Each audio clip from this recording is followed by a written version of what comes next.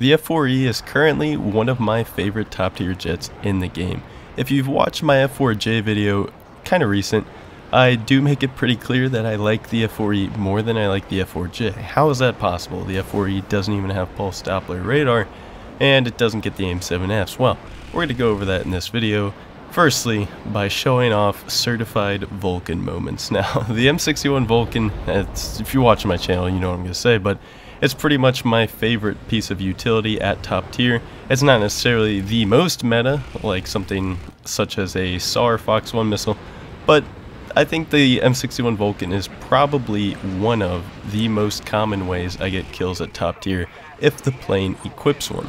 It's not uncommon for me to get shots in up to really a kilometer away in cold and deflection aspect shooting. But now, since we're getting into some more important clips, I'm going to hold off on talking about the F-4E, and I'm actually going to dive into some gameplay for once. I am locked up with a guy in a head-on. He launches his missile, and I am just going to not panic at all and fly straight at the incoming missiles. I know how to evade the Sparrows in a head-on, and more than likely he does not. So I'm going to decrease my range so that my missile is going to be reaching the target much faster. And since I did that little spinny loop thing, his missiles did not hit me. And that maneuver always works on Sparrows as long as you're going Mach 1 at least throughout the duration of that maneuver. If you're going head-on, make sure you're going to be supersonic before you get into that missile fight, because as long as you are supersonic, you can pull that maneuver. Granted, you can stay supersonic throughout the maneuver. If I'm not fast enough to be able to do that, then I'm probably just not going to put myself into a head-on Fox 1 fight like that in the first place. I'm going to cover how to do that and when to do that more specifically in a future video, but for now we're just going to stick to this particular gameplay. I picked this clip to showcase what your typical game is probably going to look like in the F4 Phantom from a team aspect. Now, yes, the German MiG-23 is running rampant in top tier right now, but I'm not going to base this video off of the current matchmaker, because that matchmaker is going to be very temporary. It will go away, the spam will die down, and we're going to be right back to normal. So for now, just ignore that the MiG-23 MF exists. You see me kind of working my way in and then out of the furball here, making use of the Fox 1 missiles whenever possible. I'm using ACM mode, like always, to get my radar locks, but the problem is there's just so many damn guys at this point, and there's not enough teammates around because they've pretty much all been killed already, and that's just the point of this clip. The US teams are going to crumble almost all of the time. At least they do now. They probably will post MF as well. There's an FG on my 6, he's got the Vulcan, so I'm kind of just going to fly straight. I don't want to be flying too straight because it's going to be very easy for me, or for him to hit me with that Vulcan, but I mean, there's not much I can do. I was trying to bring him in close to where I could start turning and get behind him. There was a plane behind him as well though, so if I got slow, I'd have probably died to that guy. It was kind of a lose-lose situation here, and sometimes you can win lose-lose situations. This is a game where I was about 1 versus 5, and here is the last 2 enemy players left from this 1 versus 5. I had just rearmed and refueled, taking off from my airfield. There is a blind hunt that I did not activate, but since I J'd out on the runway, it showed him, and therefore I now know where one of the enemy players is, and I had a radar lock on the one in front of me. I'm not sure if this Vulcan even knows he's being locked. It's possible maybe I'm locking him from his RWR blind spot, but he just doesn't react, and I'm able to get very close. And granted, the FG is behind me, he's pretty far away, and I want to make sure I take down one of these guys to make it a 1 versus 1. You have to be really aggressive in situations where you're down in numbers, because the longer you are at a numbers disadvantage, the more likely it is you're going to lose the game. So sometimes tunnel visioning on one guy, or just making very risky, hyper aggressive plays to try to even out the numbers is just the best thing you're going to do. Now, the FG has me locked. It's low altitude. I'm going to assume he's locked me in pulse Doppler, so I notch, and not only do I notch, I'm going to use a bit of terrain here just to make sure that he can't get any other missiles off on me, and I'm just trying to close the distance. It's an FG Phantom, and it's a one-on-one. If I can just kind of jam this guy's weapon employment zone and get into a proper dogfight, or at least something a little more close range, I am going to have an inherent advantage. I gotta dodge a little bit early. You saw me pull up at about 1 kilometer, try to jink that Vulcan, and we managed to stay just out of his line of fire. Vulcan is a very, very scary gun, and you cannot be a slouch when defending against it, but now I have slotted myself onto the 6 of this FG. I have 7 missiles. I pretty much only got to shoot this guy. I literally only got to shoot this guy. So I'm able to spam as many missiles as I want at him to keep him nice and slow.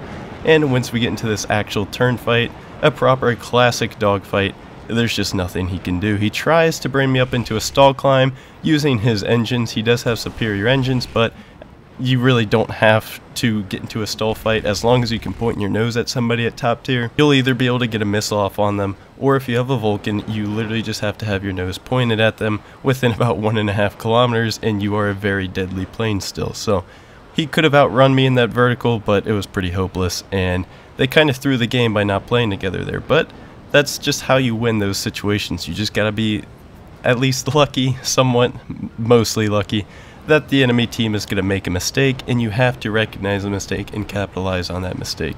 Once again, my team is kind of going to fall apart on me in this clip, but sometimes you can make the most out of bad situations, and that's exactly what I'm going to do here. Dead Knight 9, I'm pretty sure he's a subscriber. I see him a lot. He says hi. Shout out to you, Dead Knight 9. I launched an AIM-9J at him. It's too close to really pull with that.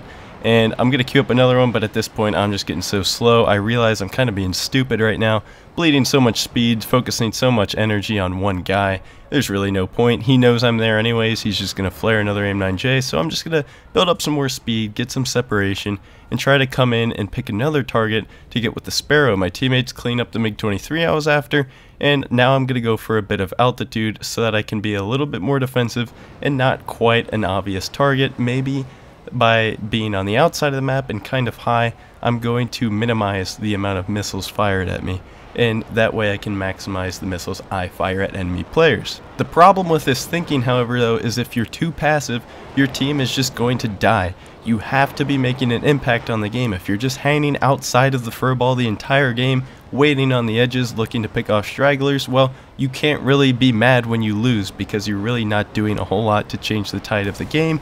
You're just picking off free and easy kills. So we have an FG, he's going vertical. We also have the Su-22 going vertical. The FG manages to chaff my missile. I couldn't tell if that's pre-chaff or he 90'd or what, but the FG is a little bit more deadly than an Su-22, so I'm going to focus him down, get him with the Vulcan. He's nice and slow. Good bait by the teammate there. Kind of a suicidal bait by him, but it did net me a kill in the end, so not sure what his intention was. If it was to go 1 for 1, then well done. Looking at the team list though, it just looks pretty hopeless at this point. I've got all these enemy planes on my 6, I one flare that R60, as you do with R60s, and at this point I'm just trying to run. For a couple of reasons. For one, I'm never going to be able to take these guys on all at once. It's just not possible. It doesn't matter how good I am, how bad they are, a 1 versus 4, including one of them being a Kafir, it's not going to happen. So instead, I see there's a guy kind of at distance that I would be able to get a missile off on.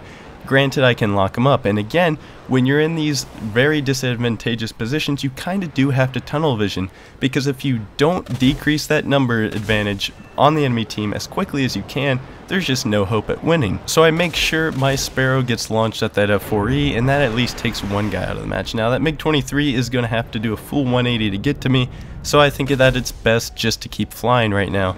So that way, again, I minimize how many people are on my 6 at one time. We got more missiles coming in. The F-4E has ample amount of flares to get rid of these things. The Kafir is actually the #1 thing I'm most scared of right now, because he's going to catch me very quickly, and when he does catch me, it's game over. There's just nothing I'm going to be able to do to a Kafir in a dogfight. So I'm just going to keep running, and I am running toward my base. That's not necessarily the plan, is to use SAMs, but if I end up getting there, I will use the SAMs to make them at least disengage. I'm going to need fuel anyways. I'm on 5 minutes. Even if I do get into a dogfight with these guys, I'm going to have to be very close to my base so that I can land and get more fuel. So if there is a fight that's going to go down, I do want it to be next to my base. Not necessarily camping the SAMs, but I do want to have the option to use the SAMs to make them go away if I really have to.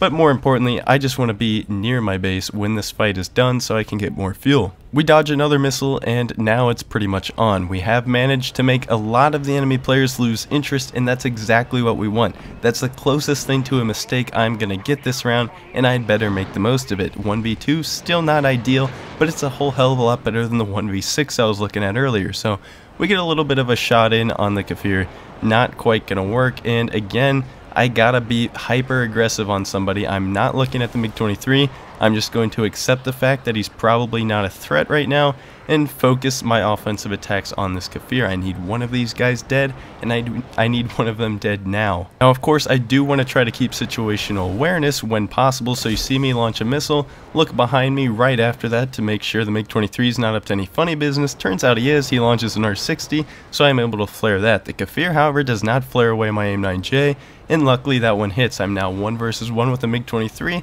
and while he is technically a superior plane in the 1v1, I'm on 2 minutes of fuel, and I'm in an F-4E Phantom with Agile Eagle. So this is actually all in all probably a pretty fair fight considering his probable fuel load. And in that one circle, I absolutely smoke him. Unfortunately, I missed the shot, and I do need to kill this guy, and I need to kill him now. My fuel is ticking down, and I'm getting pretty desperate at this point. Now, if he knew the situation I was in, he would have just flown straight. But instead, he's really focused on killing me, and there's no way for him to know what fuel I'm on anyways. He gets a little bit too close, about 0.8 kilometers, definitely within lethality range of a good Vulcan aimer, and I want to consider myself necessarily the best Vulcan aimer in the freaking game, but you know, I've had a fair amount of games with the Vulcan. I can hit those shots pretty reliably, especially when he's moving that slow. So I'm able to kill that MiG-23. I'm able to land because I did fly toward my base before doing that fight. I get some more fuel, and I get some more missiles, and now I'm back up in what would be about a 1 versus 4, I believe. Maybe a 1 versus 3. I saw a radar contact. It didn't look like it was moving like an AI. Turns out it was MiG-23. Get a quick lock on him. AIM-7E2 magic. The AIM-7F simply couldn't have done that. A little bit of shade right there. And we get ourselves a nice kill to even it out. Some of you might not believe this, but for whatever reason, the last 2 guys on the enemy team ended up J'ing out, and I actually win this game. Again, no clue why they gave up, but I did have a teammate alive. He was watching me play. I think he was a fan, I'm not sure, but he saw the whole thing happen. If you don't believe me, ask him, but I'm not going to bore you with me flying around doing nothing while they J out one by one. Moving on, we have a 2 versus 2 Phantom versus MLD, but before we get there, I just have a standard game that leads up to that. I have a radar lock, pretty far distance. I'm not going to shoot my E2 because if this guy knows anything about defending radar missiles, he'll easily dodge that. However, when we bring it into about 7 kilometers there on launch, that's a much more deadly missile that he's going to have to evade, and it doesn't really look like he knows how anyways. He starts to crank a little bit, and since he was going really fast, he does manage to dodge that. Whether he really knew what he was doing or not, he did end up dodging it. So, sucks to be me. 5 kilometer launch though on another MiG, and that one is going to be very, very deadly. He was looking at somebody else on top of that. I don't even know if he knew it was coming, and I do manage to get a kill early game there with the E2. Not uncommon with the F-4E. No, it does not have pulse Doppler, but you really don't need pulse Doppler in too many situations when you're using the F-4E.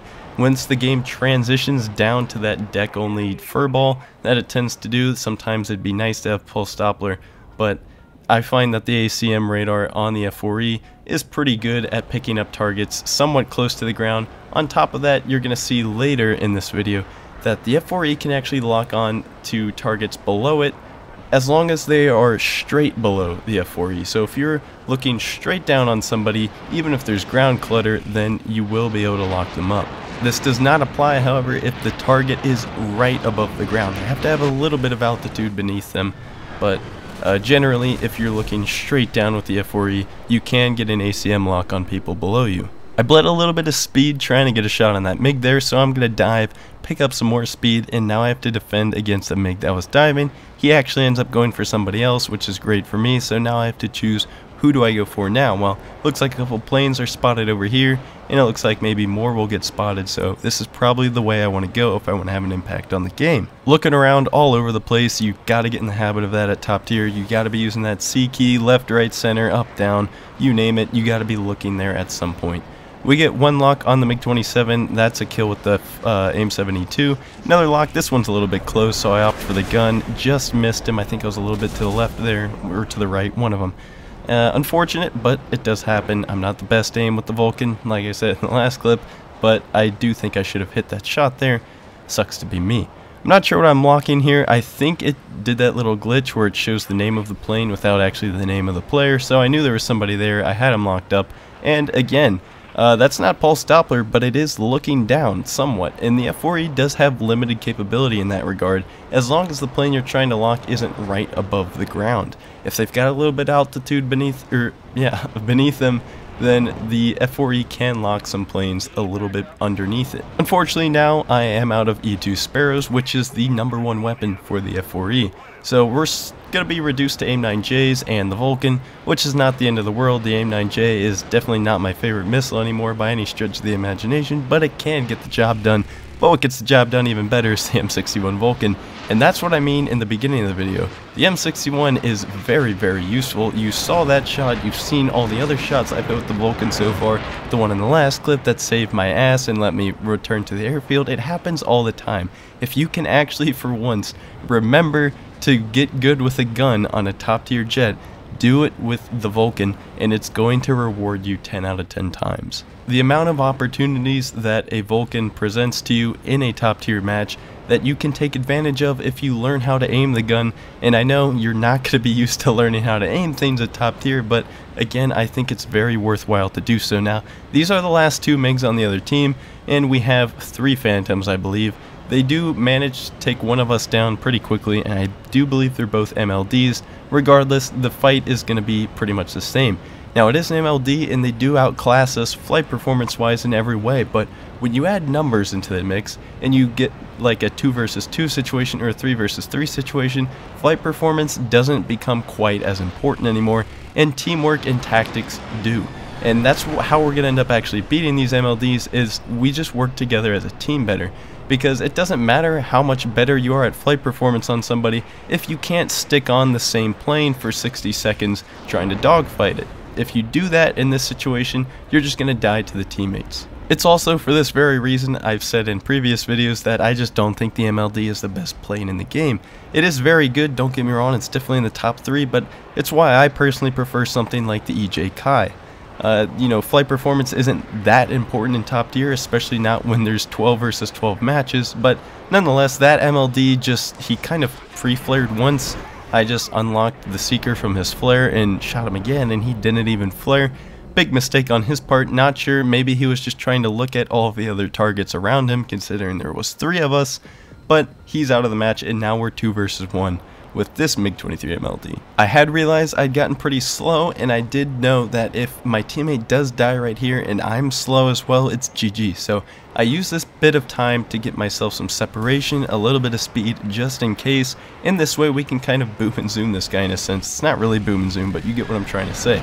I fly in, I miss, I fly out, my teammate flies in, if he misses, then I'll fly in, and we just keep repeating and taking turns. The MiG-23 can't decide who he needs to be defending from, who he needs to be attacking, and therefore he's just gonna die.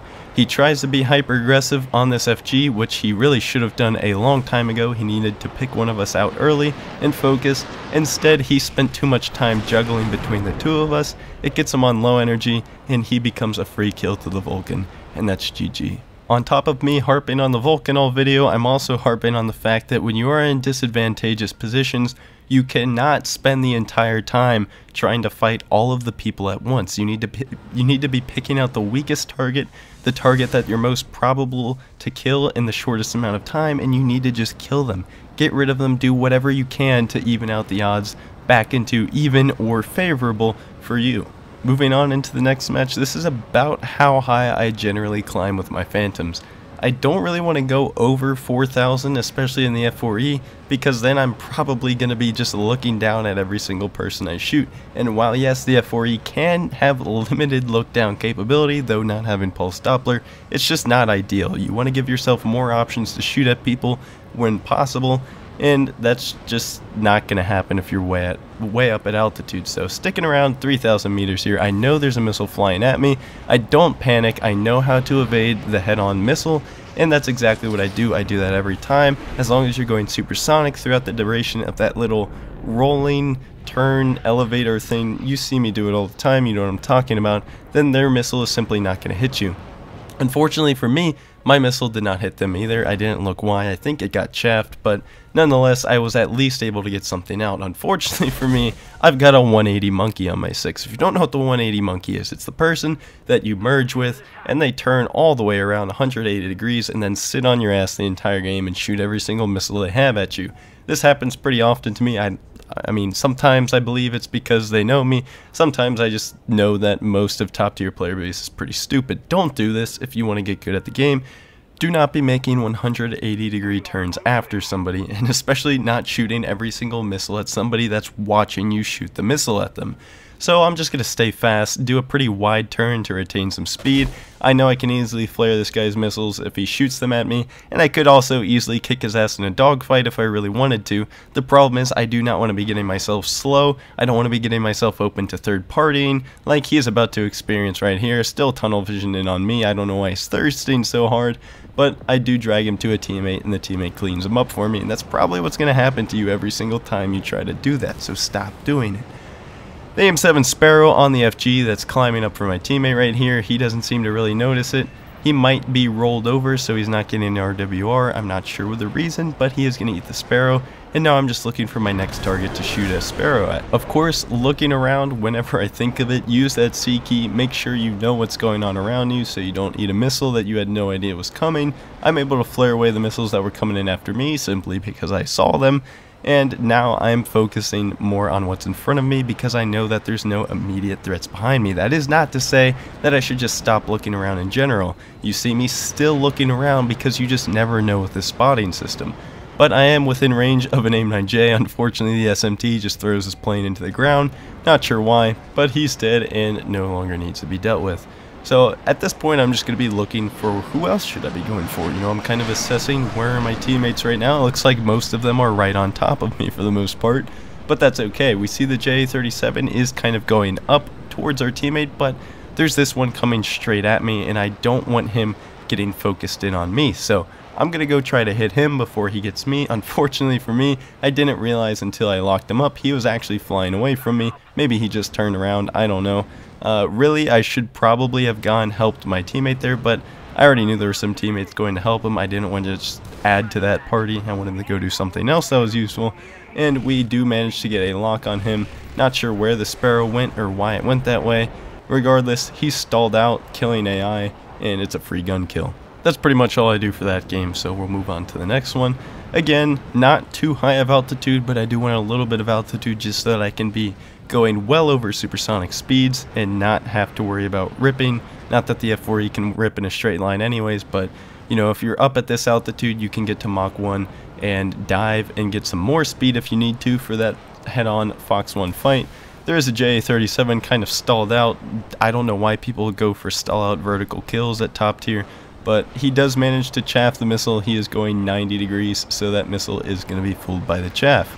I am going to get a gunshot though as he's flying over me, and you just can't chaff the Vulcan no matter how hard you try. So he should have definitely been diving more straight downwards there, trying to pick up some more speed and make my shot a lot harder on me, and maybe he would have lived right there. Now I was climbing to get that kill, but that's completely different than stalling. I still had about Mach 0.8 of speed, and that's more than enough to dodge incoming missiles. I do see a MiG-23. I don't know if he had already launched an R-23T or an R-24, and I just hadn't seen it, so just in case I started flaring a lot, because it takes a lot to fool an R-24 from rear aspect, but nonetheless, I knew it couldn't have been an R just because I didn't have an RWR lock, and if it was a T, it probably would have been defeated by those flares there. So I do turn around, and I am still going for this MiG-23 because he's at high altitude. He's going to be an easier radar lock for me. But unfortunately, I do notice that there are two MiG-23s below me, and one of them is climbing straight up at me. So I need to deal with them. And this is what I was talking about earlier. If you can get pretty much a straight up and down lock, I don't try to lock him right here, but you notice my ACM finally does unlock the other guy, points at him, and it does manage to get that lock. If they're not right on the ground when you're trying to lock someone below you and you are straight above them, you can get those locks. Now, another MiG, this guy doesn't quite know how chaff works. I end up explaining it to him at the end of the game. He just too slow. That's what it comes down to. He was too slow to dodge that Sparrow. He was turning too much for no reason, If you are going to do that rolling turn, you have to be going supersonic throughout the duration of that maneuver, like I've said in the earlier parts of the video, and if not, you need to be pre-chaffing or chaff at 90, as in 90 degrees perpendicular to my radar. So for me, if I'm about to get into a head-on Fox 1 fight with somebody, I think about a couple things. Number one, am I going fast enough? If I'm not going well over supersonic speeds, how am I going to be able to do that head-on maneuver that I always do to defend an incoming missile if I can't stay supersonic throughout the duration of that maneuver? Because if you start getting slow while you're doing that, the missile is going to come and hit you anyway. So that's number one to think about.